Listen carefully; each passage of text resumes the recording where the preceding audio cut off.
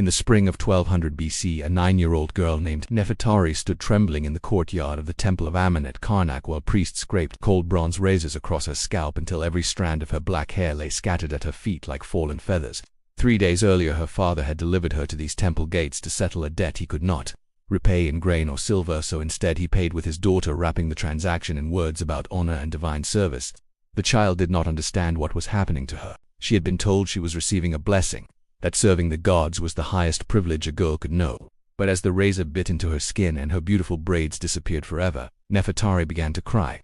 An older priestess struck her hard across the face and hissed that servants of the god do not weep, that she had no tears left and no name that mattered anymore, that she belonged entirely to a man now and weakness would not be tolerated in his house. That single moment marked the death of everything Nefertari had been and the beginning of an existence that would consume the next 43 years of her life, a life built on confinement and systematic control, hidden behind walls painted with scenes of divine perfection. She would never leave those temple grounds again, never marry, never own anything, and never decide what happened to her own body or her future.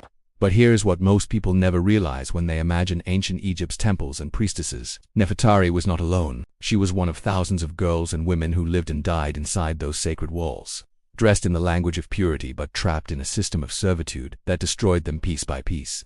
They carried titles that sounded beautiful in hieroglyphic inscriptions: wives of the god, servants of the divine, hands of the goddess, the pure ones. But behind those elegant names was a machinery of exploitation that ground up vulnerable lives and called it holy. This is the truth the temple inscriptions will never tell you, the story written between the lines of papyri and temple records, preserved in the silences of official history. When people today hear about temple virgins or priestesses of ancient Egypt, they imagine something graceful and mystical, elegant women in white linen performing sacred rituals with dignity and honor.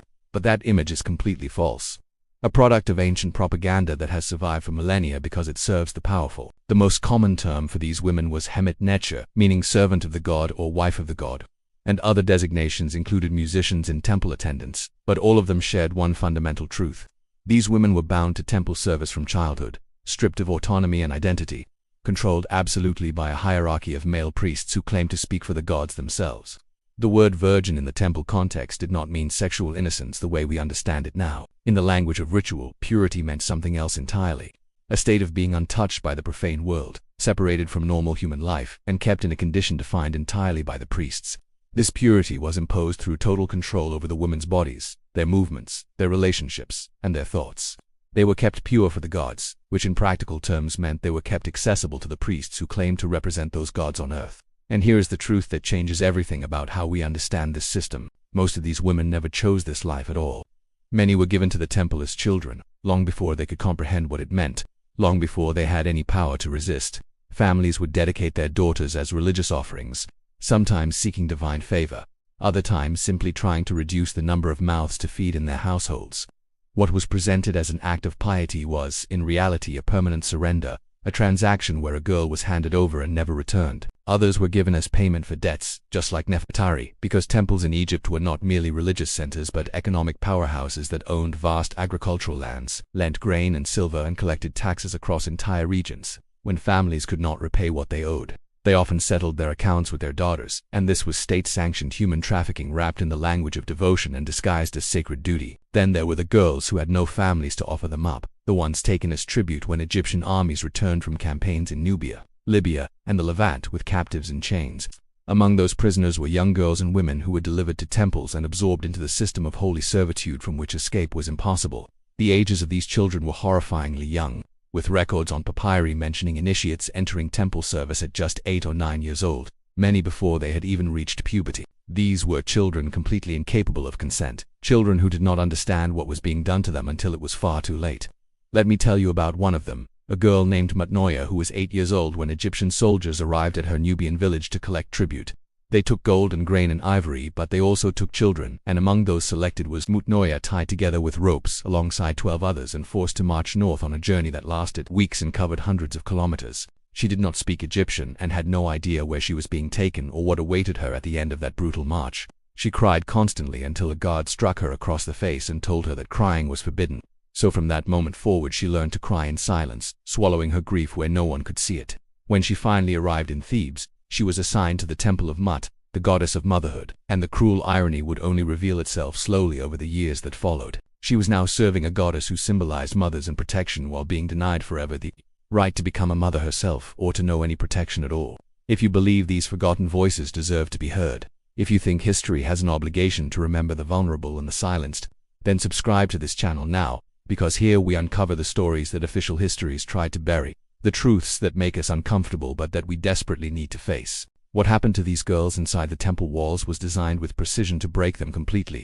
The process that transformed children like Nefertari and Mutnoya into property of the temple was carefully orchestrated. A series of rituals meant to strip away their past identities and reshape them into submissive instruments of priestly power. Once a girl was accepted into service, she underwent what was called purification by water, brought to a sacred pool where she was undressed, and washed repeatedly with water mixed with natron, a natural salt compound used in mummification and temple rites. But what was presented as spiritual cleansing was something far more invasive, because these purification baths were in reality ritualized examinations disguised as holy acts. The priests inspected every part of the child's body under the pretense of ensuring she was ritually pure, claiming the procedure was sacred and necessary, warning that resistance would anger the gods and bring catastrophe. When Nefertari was brought to the stone pool, 3 priests and 2 older women were waiting, and when she hesitated to remove her clothing, one of the women tore the garments away. The water was freezing cold, and one priest stepped into the pool beside her and ordered her to stand completely still while he began touching her in ways that made her entire body tremble with discomfort and confusion. When she instinctively pulled away, he seized her arm and said coldly that the gods were watching, that they were testing her obedience. Nefertari froze in terror and endured in silence what came next, and that moment, disguised as sacred duty, was her first violation, setting the tone for all the years that would follow and teaching her that her body no longer belonged to her at all. After the purification came the shaving ritual, where every strand of hair was removed from her head, officially to preserve ritual purity but in truth to destroy her sense of identity, because hair was tied to beauty and individuality and personal pride, and removing it erased who she had been. When Nefertari looked at her reflection in a polished bronze mirror afterward, she could not recognize the face staring back at her. That person was not Nefertari anymore. It was what the temple had made her into, and there was no going back. The next ritual was even more final. Her birth name, the name her mother had given her, the name that connected her to her family and her past, was taken away forever, and the priests assigned her a new identity, often something like beloved of Amun or hand of the goddess. Nefertari was renamed Nefer-Nebet, meaning beautiful as the lady, and she was ordered never to speak her true name again, told that the name connecting her to her father's house was now dead and meaningless. That renaming marked a symbolic death of the child's former self, the permanent severing of who she had been, because she was no longer her father's daughter or her mother's child. She was now a creation of the temple, a living offering that belonged entirely to the gods, or more accurately to the men who claimed to speak for them. But the process did not stop there, because after the cleansing and the shaving and the renaming came the darkest ritual of all, the divine marriage ceremony. Each girl was symbolically married to the god she would serve for the rest of her life, and the temple presented this as the highest honor imaginable. The child was dressed in fine white linen, her shaved head covered with an elaborate wig, her small body adorned with jewelry, and she was brought before the towering statue of the deity where she would swear vows of eternal service. Priests recited ritual words as though the god himself was speaking through them, accepting the girl as his bride, claiming her as his property. When Mutnoya underwent this ritual, she was only 10 years old, dressed in silk-smooth white linen with her body gleaming with golden ornaments that felt unbearably heavy on her small frame. She was led into the inner sanctuary, a dark chamber dominated by the massive figure of the goddess, Mut carved from black granite, and the high priest began chanting in the ancient sacred tongue that no one else understood, claiming it was the voice of Mut herself speaking through his mouth. He proclaimed that Mutnoya had been chosen, that she was pure and blessed to become the goddess's bride, and then he ordered her to repeat the words after him. I take these vows. I give myself to Mut. My body is her temple. My life is her property. I will serve in purity and obedience forever. She repeated each phrase without hesitation because she had been taught that hesitation meant punishment. Repeated them without understanding what they truly meant or what they would cost her. That moment bound her to the temple for the rest of her natural life, and the priests recorded it as a holy union blessed by the goddess herself. But in reality, it was a legal contract of ownership enforced by religious authority. A girl who was married to a god could never marry a mortal man. That path was permanently closed to her, and she could never have children who would be recognized as legitimate or as hers. She was bound to that institution until death released her, and there was something even darker about these so-called divine marriages, something in the way the priests understood themselves as living representatives of the gods, as physical embodiments of divine will. You will understand what that meant soon enough. But first you need to see what daily life looked like inside those temple walls. Life for these servants of the divine was designed with absolute precision, structured and isolated and controlled to eliminate any possibility of rebellion or escape. Let me walk you through a single day in the life of someone like Nefertari after she had been broken in and trained. She would wake before sunrise in a communal dormitory surrounded by dozens of other young women, with the younger girls sleeping under the watchful eyes of older attendants. Women who had spent decades inside the system and no longer remembered what freedom felt like or even what it meant. Privacy did not exist in any form. The morning began with purification rituals where each woman washed herself and then dressed in plain white linen robes that marked her as temple property. Afterward came the day's assigned labor, and for most that meant endless hours weaving cloths for the temple or grinding grain or preparing food offerings or cleaning the sanctuaries. Monotonous work disguised as holy service, but what made it unbearable was not just the labor itself. It was the silence. The women were forbidden to speak unless directly spoken to by a priest or supervisor, and any unnecessary conversation was punished with brutal swiftness. The enforced silence severed human connection, preventing friendship or trust from forming, isolating each woman even though she was constantly surrounded by others. They lived their entire lives alone together, and that loneliness was a weapon as effective as any whip or chain. Nefertari's only friend for years was a girl named Takayat who worked beside her at the looms, and although they were not allowed to talk, sometimes they whispered quietly to each other when they thought no one was watching. One afternoon the supervisor noticed, and without warning she struck Takayat across the back of the neck with a wooden rod. Takayat was dragged outside while the overseer shouted that this was what happened to those who broke the silence. And for 3 days Takayat was gone. When she returned, she never spoke again, not even in whispers, and her eyes had changed, become empty and distant. 2 months later she vanished completely, and the supervisor simply announced that Takayat had been found ritually impure and returned to the gods. No one was told what that meant, but everyone understood.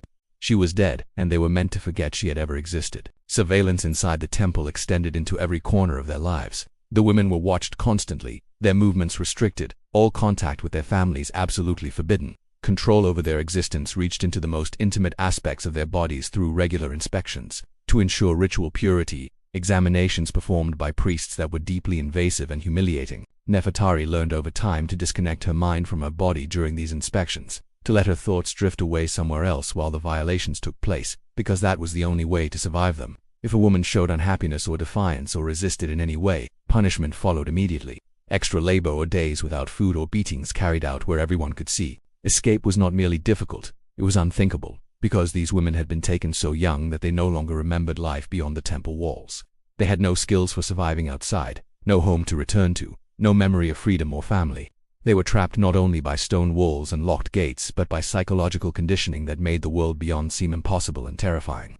Now listen carefully, because this is where the story becomes far darker than anything you have heard so far. Among the temple women, some held a special designation, wives of the god, who participated in rituals known in temple inscriptions as sacred unions, ceremonies supposedly meant to reenact divine myths and ensure the fertility of Egypt and the favor of the gods.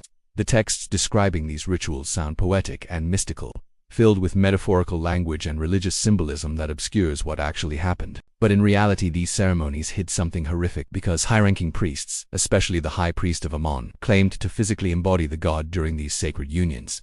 They dressed in divine garments and performed elaborate rituals and declared that their actions represented the god working through their bodies, that they were vessels of divine power. The women chosen for these ceremonies were told they were about to receive the god's blessing, that they had been specially selected for the highest honor the temple could bestow, and they were brought into the inner sanctuaries and warned that resistance would bring divine wrath down, not only on themselves but on all of Egypt.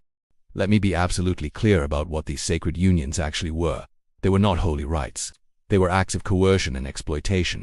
Encounters between powerful men and powerless women who had been indoctrinated from childhood to believe that their bodies belonged to the gods and that the priests spoke with divine authority. When Nefertari was selected for her first sacred union ritual, she was only 14 years old, and she was told that the god Amen himself would bless her through this ceremony. On the night of the ritual, she was led into the temple's innermost sanctuary, where the air was thick with incense smoke that made her dizzy and disoriented. The high priest, his face hidden behind an ornate golden mask, approached her and instructed her to submit completely to what was about to happen. Nefertari did not understand what he meant at first, but then she froze as his hands reached to remove her garments, and suddenly she understood everything. She instinctively stepped backward, but the other priests surrounded her, their voices soft and reassuring as they whispered that this was the god's will, that she had been chosen, that she should feel honored. The high priest warned her that refusing would be blasphemy, an insult to a man himself that would bring disaster on Egypt. What followed was recorded in temple documents as a successful sacred union, blessed by the god, but Nefertari knew the truth of what had been done to her. It was not sacred. It was violation wrapped in ritual language. Rape disguised as religion and protected by the absolute authority of the priesthood. Some women were forced to participate in these so-called sacred unions many times throughout their years of service. And even worse, a significant number of them became pregnant as a result. Those children were officially declared blessed, born of divine union, but they stood as undeniable proof of what had been done to their mothers. And daughters born from these unions were raised to serve the temple just as their mothers had, while sons were trained to become priests themselves. The cycle perpetuated itself generation after generation. At 16, Nefertari realized she was pregnant, and she was moved to separate quarters where other expectant women lived, every single one of them a victim of the same system. An older woman told her quietly not to hope too much, because once the child was weaned it would be taken away. If the baby was a girl, she would serve in the temple like her mother, and if it was a boy, the priests would raise him as one of their own. You will still belong to the temple, the woman said, just as your child will, and nothing will ever change. Nefertari gave birth to a daughter, and for 3 brief precious years she was allowed to care for her child, to hold her and feed her and whisper stories to her in the darkness. Then the girl was taken away to begin her own training, her own breaking, and Nefertari returned to her regular duties, seeing her daughter only from a distance in the temple corridors, never allowed to speak to her, never allowed to acknowledge the bond between them. Watching her little girl endure the same destruction she had suffered was the cruelest punishment of all, worse than anything the priests had done to her own body. What happened to those who dared to resist openly was designed to terrify everyone else into submission. Some women suffered what the temple records called dedication to the desert, which meant they were dragged beyond the temple walls and abandoned alone under the burning sun without food or water, left to die slowly of exposure. One such woman was a servant named Renet Mahit, who during a midday meal suddenly stood up and shouted that this was not holy, that these men were not gods, that they were all prisoners. The entire hall went completely silent, and Renet Mahit was seized instantly and dragged outside. Every woman in the temple was forced to watch as she was led into the desert and left there. And the next morning they were all brought to see what remained of her body, already half devoured by wild animals.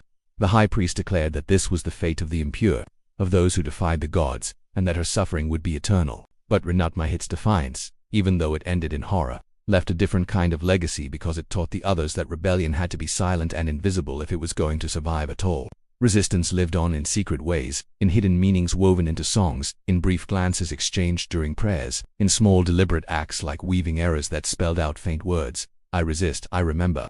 I was someone before this. Most of the temple women died within those walls after spending their entire lives in enforced servitude. And when they died, they were buried in unmarked mass graves with their names deliberately erased from all records. When Nefertari died at 52 years old, her body was placed in a pit alongside 3 other women with no coffin and no funeral rites, and her daughter, now grown and serving the same temple, was forbidden to mourn her. The order was simple and absolute.